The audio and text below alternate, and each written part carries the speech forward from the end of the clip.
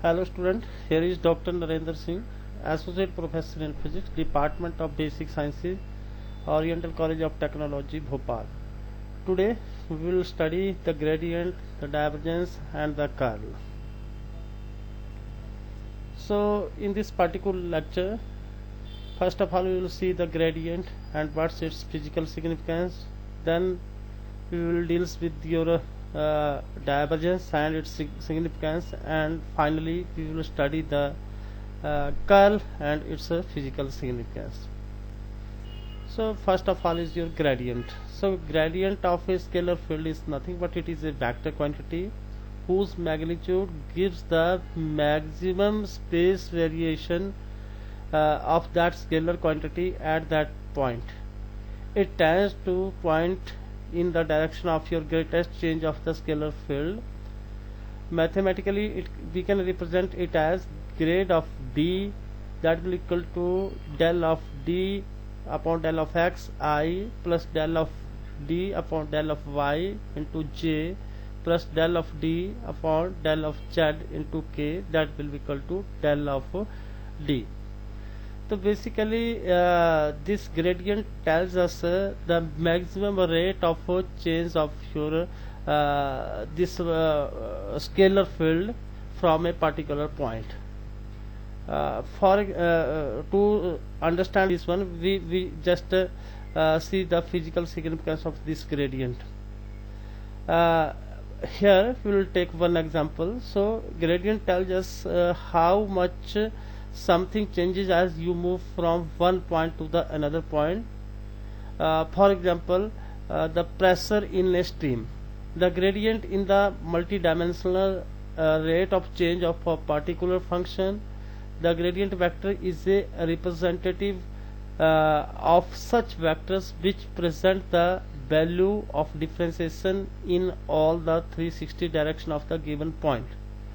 The gradient of a potential field gives the field intensity, that is your E will be equal to del of V upon del of X. We just here take one example. Suppose air is flowing from one point around in all direction. So what will happen? The gradient of that particular air will tells us the maximum rate of change of the flow of the air in the given direction. So that is the physical significance of this gradient. The next is your divergence. So the divergence of a vector flux density A is the outflow flux from a small closed surface where per unit volume of shrink to be 0. The net output flow flux in a closed surface S enclosing a volume V in which the vector field A is specified is that your divergence of A is equal to del dot A, that will be equal to limit del V tends to 0 A dot ds integration upon del V, or divergence of A will be equal to del of A upon del of X, del of A upon del of Y plus del of A upon del of Z. So here this divergence is nothing but it is the net outflow of the flux of a that is your vector field. So the condition is that the volume that particular the surface which we are just taken, the volume of that surface is shrink to be 0. That means that the volume is your very small. It is not exactly 0, but it is your very small. Now the physical significance of your divergence. The physical significance of divergence is the indication of the spreading of the vector field from a particular point. For example, the flow of the water from the flow set. The positive divergence signifies that the point or the region is a source, and the negative divergence signifies that the point or the region is a sink. In case the net inflow of flux at a point is equal to net outflow, then the divergence of that flux quantity is said to be 0. That means that divergence of A is equal to del of A is equal to 0. So here, if in the previous slide we have seen that if the field is just flow outside, so what it means, the divergence is your positive.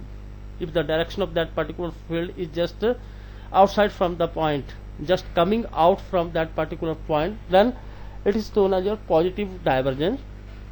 And if it is just reverse in direction, means that is the flow of the field is toward the given point, that is your inflow, then at a particular point we can say that this divergence is your negative.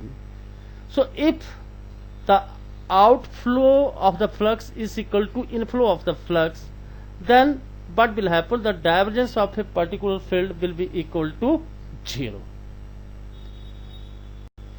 Now next is your curl.